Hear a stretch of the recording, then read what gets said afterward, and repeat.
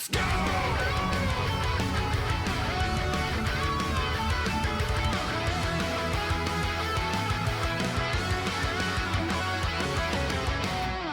Just talking on the elements of Part 3. Game released to worldwide or widespread critical acclaim. Would not have been possible. Rebirth was planned as a multi-platform project by producer Yoshinori Kitase, and development exclusive to your PS5 made it easier for the team to focus on building a world with diverse geography, indoor and outdoor areas, and characters friendly and hostile, all seamlessly represented with a no loading screen interruption. Developing games for multiple platforms, by contrast, usually creates more work that focuses on porting rather than iterating on a game's design. The last open world game, Final Fantasy 15, targeted on those old systems, was scarcely populated, defined mostly by long stretches of highways and grass with little things to do. Rebirth, however, is a crowded and bustling amusement park. Had it not been for the single platform, the world map would not be seamless, and the game design may not or may have had to regress significantly. They told the Washington Post through an interpreter, director of the OG FF7. Rebirth released on PS5 back on February 29th, 4 years after the first installment. Hold on a second! Thank you!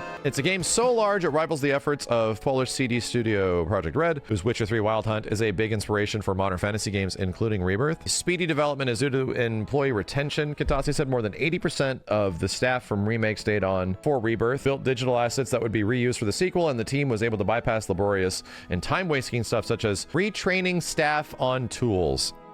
Yeah. This should be the biggest memo to anybody that's curious. Why would they not switch it to Unreal Engine 5? You create an engine and you create a ton of your own custom tools, like how things work and operate within an engine in a game. When you make a new game, a lot of that shit has to go away. You retain some of it, but a lot of it has to go away. Long story short, between Remake and Rebirth, they kept everything. So a lot of the ways things interact and work and dialogue and combat and engagements and world and all this stuff, they were able to retain that shit. When you have to just restart and go into a new engine, that shit doesn't work. Much less it's a new engine, things operate differently. Again, I compare it to when electric cars showed up and you had like shops having to fix old cars the same way old cars work for a long time. And then there was a big moment where, oh, well, somebody brings in their electric vehicle, what happens? I don't know. We have to relearn, we have to learn new shit. We have to figure out how this works. All the stuff that we have doesn't work for that shit. So again, you have all this experience that now suddenly is thrown out the window, and you have to learn all over again. By carrying over the bonds we were created with teammates from the first installment, we could avoid any time-wasting detours that would come with assembling a totally new team. Made sure to credit the game director Hamaguchi for the relatively painless development across the generation that grew up in Kitase's original games. Hamaguchi would set goals early on and made sure they were shared and understood by the entire team. Further, these goals would be broken down to midterm goals that we needed to achieve every 3 months, and we would host a webinar for a show and tell where the team would update one another and we could all stay on top of everything. This was during COVID, so that makes sense. Told the Post that he's already forming a game design document with key elements for the finale. Much of the work for the third game is already done. That's good to hear. And thanks to all the world construction done in Rebirth, by the way, you see it, right? They practically tease it at points. Don't get me wrong, Chad. Don't expect it in a year or some shit like that. But the way the world functions, it works, you traverse it, like all that kind of shit is there. It's working and it's there, and it has no friggin' loading. So it's insanely impressive on the front of an Unreal Engine 4 game. The reality is, as you play through the game, you start to see it a little bit, and this is a minor spoiler, but later in the game you get an alternative form of travel that is practically a teaser of the final game. That is like, oh, do you get a ton of stuff to do with that alternative form of travel? You don't.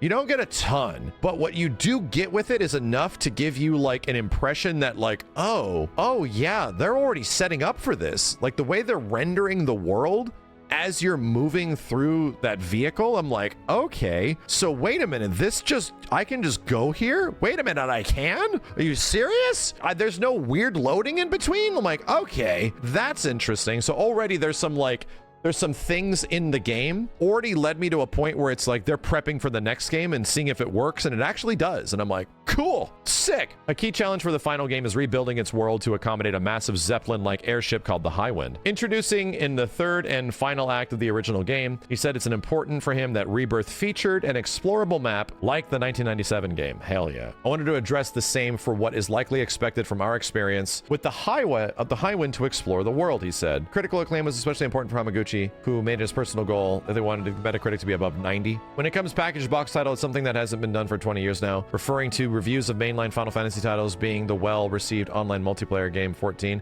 I felt like this was a success opportunity for the remake project to lead to future success. Securing Remake and Rebirth as console exclusives is a feather in the PlayStation hat. It's part of recognizing the original game's importance as a defining game for the PlayStation experience, said Chris Sven, vice president. I know Sven. Chat, this guy was the VP of Capcom USA forever. Some very familiar names in here. Back in the same console generation of the original PlayStation, Sony Computer Entertainment had a few franchises of its own. And in order to find its place in a very competitive video game industry, we sought to win the hearts and minds of the key third-party developers like Square, Sven said. That focus on third-party partnerships, releasing games made by outside studios, it's ingrained in our DNA to this day, he said, and connects directly to how we invoke, or how we've worked together on Final Fantasy VII Rebirth. Sven said console exclusivity was mutually desired when the remake project fired up. Yeah, again, from the very start, for people that are curious, oh, is the next game going to be on PC or something like that? Is it going to launch on PC? No. I don't think the exclusivity will be as long, similar to Rebirth, where it ends after like 3 months. But from the beginning of the entire project, from the early budgeting and the early conceptualization of what Remake is going to be, it's a PlayStation game. It's been a PlayStation game since like the very start. So they said that console exclusivity was mutually desired from the very beginning. The schedule for PlayStation third-party titles is all the more important this year after Sony executive said the PS5 will see no major existing franchise titles from its first-party studios until 2025. Yeah, this is a big game. This was the game that like Sony needs this year because there's not a ton. FF7 has always been one primary franchise pillar on PS consoles. It's one of the best in the business and pushing beyond their fans' lofty expectations and showing off what can be done with PlayStation hardware. Already in the process of absorbing player feedback over the story additions to Rebirth, Remake made many controversial changes to the 1997 title, including a small one inserting the cat robot Kate Sith grieving at the end of a sequence where thousands of people died. The original story didn't introduce the character until the events covered in Rebirth. What is this? He's got the cats, of course. He's got his three cats. Oh my god, that's how they're gonna end him? Wowzer. What the fuck is that? What the fuck is that? What the fuck is that? What the fuck is that?